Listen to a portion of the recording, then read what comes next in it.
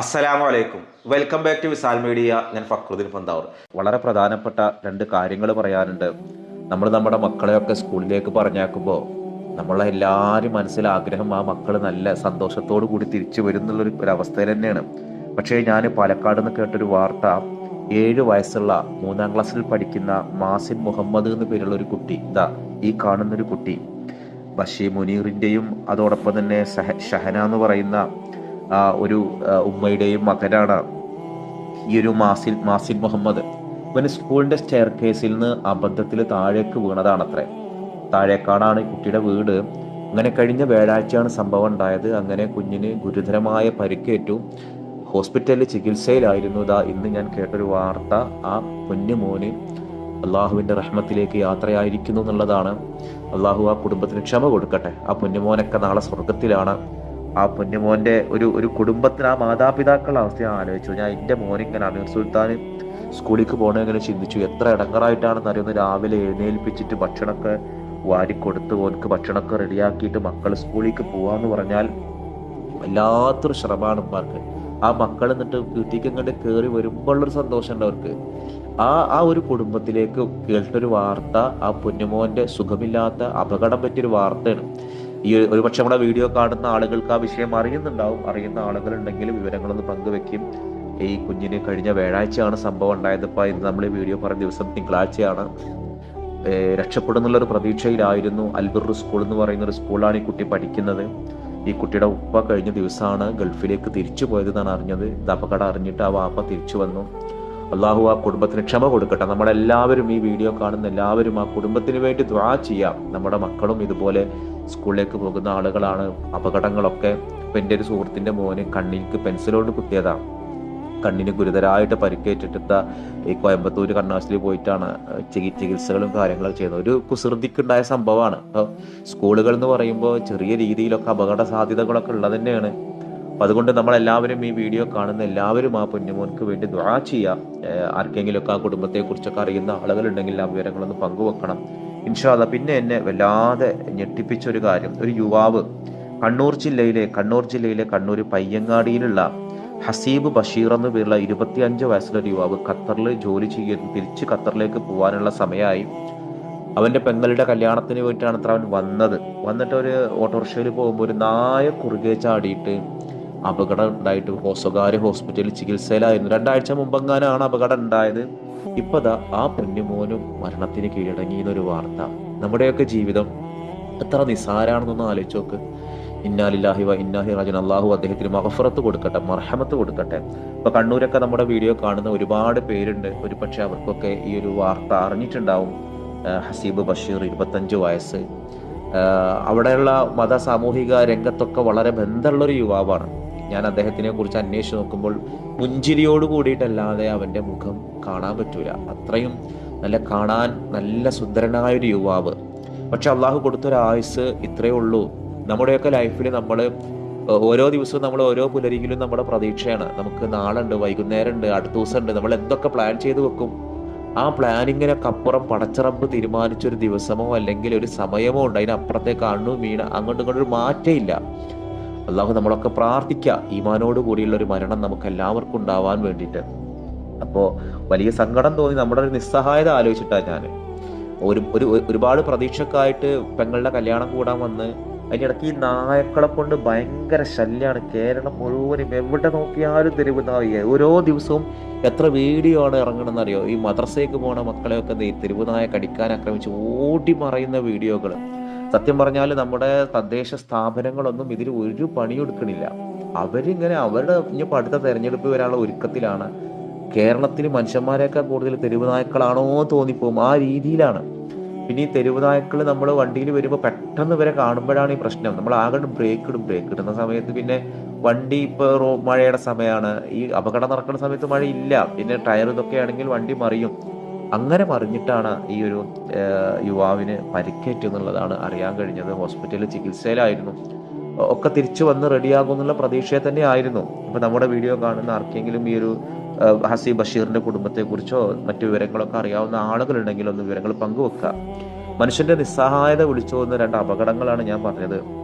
ഇതുപോലെ നമ്മുടെ പ്രിയപ്പെട്ട പലരും ഈ ഒരു ദിവസങ്ങൾക്കിടയിൽ പല രീതിയിലുള്ള പല അപകടങ്ങളും ഉണ്ടായിട്ടുണ്ട്. അതിലൊക്കെ നമ്മുടെ പ്രിയപ്പെട്ട ആരെങ്കിലുമൊക്കെ ഉണ്ട് എന്നുണ്ടെങ്കിൽ എല്ലാവർക്കും അല്ലാഹു സ്വർഗം കൊടുത്ത് അനുഗ്രഹിക്കട്ടെ. ഞാനിന്ന് സത്യത്തിൽ ഞാനൊരു ചരിത്രം പറയണമെന്ന് വിചാരിച്ചതാണ്.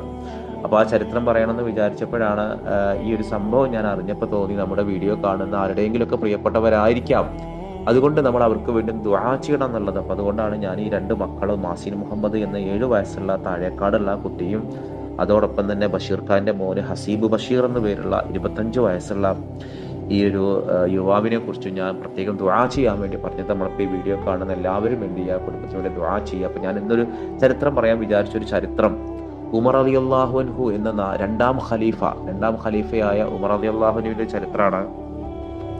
അദ്ദേഹം ഭരണാധികാരി ആയിരിക്കുന്ന സമയത്ത് അദ്ദേഹം ജനങ്ങളുടെ മുൻപിൽ ഇങ്ങനെ ഇരിക്കുകയാണ്. ഒരുപാട് ആളുകൾ അദ്ദേഹത്തിനെ കാണാൻ വന്നിട്ടുണ്ട്, സംസാരിക്കാൻ. പെട്ടെന്ന് ഒരാൾ ഇങ്ങോട്ട് കടന്നു വന്നു. അപ്പൊ ഇന്നത്തെ പോലെ കൊട്ടാരം അങ്ങനെയൊന്നും ഇല്ല, ആ പള്ളിക്കുള്ളിൽ തന്നെയാണ്. മദീന പള്ളിയാണ് അവിടുത്തെ കൊട്ടാരം എന്ന് പറയാവുന്നതെങ്കിൽ അത് ഉള്ളൂ. അദ്ദേഹം പള്ളിയുടെ ഉള്ളിലേക്ക് കടന്നു വന്ന് അദ്ദേഹത്തിന്റെ ഒരു കെട്ട് മുടി, അതായത് നമ്മൾ വേസ്റ്റായിട്ട് കളയുന്ന മുടി ഒരു കെട്ടെടുത്തിട്ട് ഉമർ റളിയല്ലാഹുവിന്റെ മുഖത്തും നെഞ്ചിനുമായിട്ട് ഒറ്റ ഏറം കണ്ടെറിഞ്ഞു. ആളുകളാകെ സ്തബ്ധരായിപ്പോയി. കാരണം ഒരു ഖലീഫയാണ്, നാട് ഭരിക്കുന്ന ഒരാളാണ്, റസൂലിന്റെ റസൂലാണ്. റസൂലുള്ളാഹിന്റെ പ്രതിനിധിയായ അബൂബക്കർ റളിയല്ലാഹു അൻഹുവിന്റെ പ്രതിനിധിയാണ് ആര്? ഉമർ റളിയല്ലാഹു അൻഹു, നാട് ഭരിക്കുന്ന ഖലീഫ, സ്വർഗം കൊണ്ട് സന്തോഷ വാർത്ത അറിയിക്കപ്പെട്ട ഈ സ്വഹാബിമാരിൽ പ്രമുഖൻ. അദ്ദേഹത്തിന്റെ അരികിലേക്കാണ് ഒരു കെട്ട് മുടി അങ്ങോട്ട് വലിച്ചെറിഞ്ഞ് പ്രതിഷേധം അറിയിക്കാൻ എല്ലാവരും ചാടി എഴുന്നേറ്റ് ബഹളം വെച്ചപ്പോ ഉമർ റളിയല്ലാഹു അൻഹു വിളിച്ചൊരു വിളിയുണ്ട്, സഹോദര, എന്താ നിനക്ക് പറ്റിയത്? സൗമ്യമായിരുന്നു. ഉമർ റളിയല്ലാഹുവിന്റെ വാക്കിൽ നിന്നും ആ സൗമ്യത വരാറില്ല. പക്ഷേ താൻ എന്ന ഖലീഫയെ ചോദ്യം ചെയ്യുന്ന ആ ഒരു ഭരണീയനോട് കാണിക്കുന്ന ഒരു റെസ്പെക്റ്റ് എന്തു പറ്റിയെന്ന് വെച്ച് പറഞ്ഞു, നിങ്ങളുടെ ഗവർണർ ഉണ്ടല്ലോ, നിങ്ങൾ നിയമിച്ച ഗവർണർ അബൂ മൂസൽ അശ്അരി റളിയല്ലാഹു അൻഹു എന്നെ ചെയ്യാത്ത കുറ്റത്തിന് പിടികൂടി തലമുണ്ടനം ചെയ്ത് എന്നെ ഒരുപാട് അടിച്ചു, ചാട്ടവാറ് കൊണ്ടടിച്ചു. എന്റെ പ്രതിഷേധം അറിയിക്കണ്ടേ? ഞാനൊരു സാധാരണക്കാരനായതുകൊണ്ട്.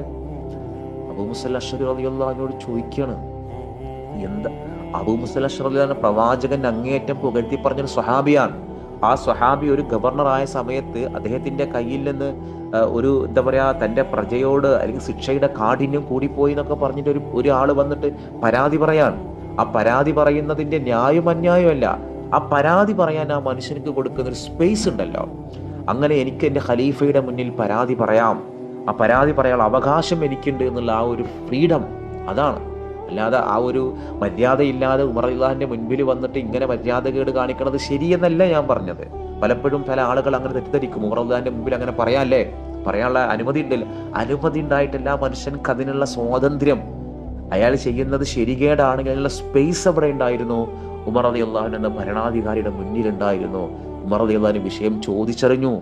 വിഷയം സൗമ്യമായിട്ട് ചോദിച്ചറിഞ്ഞിട്ട് പറഞ്ഞു, നിങ്ങളൊരു കാര്യം ചെയ്യൂ, നിങ്ങൾ സന്തോഷമായിട്ട് തിരിച്ചു പരിഹാരം കാണാം. അങ്ങനെ ആ മനുഷ്യർക്ക് പരിഹാരം കാണിച്ചു കൊടുക്കാൻ ഒരു പ്രതിഷേധം ഉണ്ടായില്ല. ആ മനുഷ്യനെ ചേർത്ത് പിടിക്കാൻ ഉമർ റളിയല്ലാഹു അൻഹു എന്ന ഭരണാധികാരിയുടെ ഏറ്റവും മികവുറ്റൊരു രംഗം മറ്റൊരു ചരിത്രത്തിൽ കാണാം. അദ്ദേഹത്തിന്റെ അടുത്തേക്ക് ഒരാൾ കടന്നു വരികയാണ്. ആ കടന്നു വന്ന ആളെ കണ്ടപ്പോൾ ഉമർ റളിയല്ലാഹു അൻഹു പൊട്ടിക്കരഞ്ഞു പോയി എന്നാണ്. പൊട്ടിക്കരയാൻ കാരണം, ആ വന്നൊരാള് തൻ്റെ സഹോദരനെ അതിക്രൂരമായിട്ട് കൊലപ്പെടുത്തിയ ഒരാളാണ്. അതിക്രൂരമായിട്ട് കൊലപ്പെടുത്തിയ ഒരാൾ അയാളെ നേരിൽ കാണാണ്. ഉമർ റളിയല്ലാഹു അൻഹു പറഞ്ഞൊരു വാക്കുണ്ട്, എനിക്ക് ഈ ഭൂമി ലോകത്ത് എനിക്ക് നിന്നെ ഇഷ്ടപ്പെടാൻ കഴിയില്ല, നീ എൻ്റെ മുന്നിൽ നിന്ന് പോയി തരാവോന്ന്. ആ മനുഷ്യൻ ആദ്യം അദ്ദേഹം ഉമർ റളിയല്ലാഹു അൻഹുവിനെ പോലെ തന്നെ ഒരു മക്കാ മുശ്രിക്കായിരുന്നു. പിന്നീട് അദ്ദേഹം മുസ്ലിമായിട്ട് മാറിയതിനു ശേഷം അദ്ദേഹം പിന്നീട് ഇസ്ലാമത്തിൽ നിന്ന് ഒഴിവായി വേറെ മതത്തിലേക്ക്, ക്രിസ്തു മതത്തിലേക്ക് പോയി. ക്രിസ്തു മതത്തിൽ പോയിട്ട് വീണ്ടും അദ്ദേഹം ഇസ്ലാമിലേക്ക് വന്ന ഒരാളാണ്. അങ്ങനെ ഒരു നാടകീയത നിറഞ്ഞൊരു ജീവിതമാണ്. ഇതിനിടയിലാണോ ഉമർ റളിയല്ലാഹുവിന്റെ സഹോദരനെ പണ്ട് മക്കയിൽ വെച്ചിട്ട് ക്രൂരമായിട്ട് അന്യായമായിട്ട് കൊന്നു കളഞ്ഞത്. ന്യായത്തിന് വേണ്ടിയിട്ടല്ല, അന്യായമായിട്ട് കൊന്നു കളഞ്ഞത്. ആ കൊന്നു കളഞ്ഞ മനുഷ്യനെ വീണ്ടും കണ്ടപ്പോൾ ഉമർ റളിയല്ലാഹുവിന്റെ ഉള്ളിലൊരു മനുഷ്യൻ എന്ന നിലയ്ക്ക് വേദന വന്നപ്പോൾ ആ മനുഷ്യൻ ചോദിക്കാണ്, നിങ്ങൾക്ക് എന്നോട് ക്ഷമിക്കാൻ കഴിയില്ലേ? ഉമർ റളിയല്ലാഹു പറഞ്ഞു, ഞാൻ ക്ഷമിക്കൊക്കെ ചെയ്തിട്ടുണ്ട്, പക്ഷെ എനിക്ക് നിങ്ങളെ കാണുമ്പോൾ എൻ്റെ സങ്കടം വരികയാണ്, എൻ്റെ ഉള്ളിൽ വല്ലാത്ത വേദന വരികയാണ്. അപ്പൊ ചോദിച്ചു, ആ ഒരു വേദന കൊണ്ട് ഒരു ഭരണാധികാരി എന്ന നിലക്ക് നിങ്ങൾ എന്നോട് അനീതി കാണിക്കുമോ ചോദിച്ചു. ഒരിക്കലുമില്ല എന്ന് പറഞ്ഞു. അതെന്റെ പേഴ്സണൽ വിഷമാണ്. നിങ്ങൾ എന്നൊരു മനുഷ്യൻ എൻ്റെ സഹോദരനെ കൊന്നു കളഞ്ഞതിൻ്റെ വേദന എൻ്റെ പേഴ്സണൽ വിഷമമാണ്. അതുകൊണ്ട് ഒരു ഭരണാധികാരി എന്ന നിലയ്ക്ക് ഒരു പ്രയാസവും ഞാൻ നിങ്ങൾക്കെതിരെ ഉണ്ടാക്കില്ല. അപ്പോൾ മനുഷ്യൻ പറഞ്ഞു, എങ്കിലും എനിക്ക് കുഴപ്പമില്ല. എന്തല്ലേ ഇന്നത്തെ മനുഷ്യരുടെ അവസ്ഥ. അപ്പോൾ ഞാൻ 2 ചരിത്രങ്ങളാണ് ഞാൻ ഉമർദാനെ കുറിച്ച് പറഞ്ഞത്. അപ്പോൾ നമ്മുടെ വീഡിയോ കാണുന്ന ആരെങ്കിലും ഈ 2 ചരിത്രങ്ങൾ മുമ്പ് കേട്ട അനുഭവമുള്ള ആളുകളുണ്ടെങ്കിൽ അതും കൂടി ഒന്ന് താഴെ കമൻറ്റ് ചെയ്യാം. അപ്പോൾ ഇൻഷാ അല്ലാഹ് ഞാനിന്ന് ചോദിക്കുന്നൊരു ചോദ്യം, ഉമർ റളിയല്ലാഹു അൻഹു എത്ര വർഷമാണ് അദ്ദേഹം നാട് ഭരിച്ചത്? ഉമർ റളിയല്ലാഹു അൻഹുവിൻ്റെ ഭരണകാലം എത്രയായിരുന്നു? അതാണ് ചോദ്യം. ആ ഉത്തരവാണ് നിങ്ങൾ കമൻറ്റ് ചെയ്യേണ്ടത്. മറ്റൊരു ദിവസം മറ്റൊരു വീഡിയോയുമായി വീണ്ടും കാണാം. അസ്സലാമു അലൈക്കും.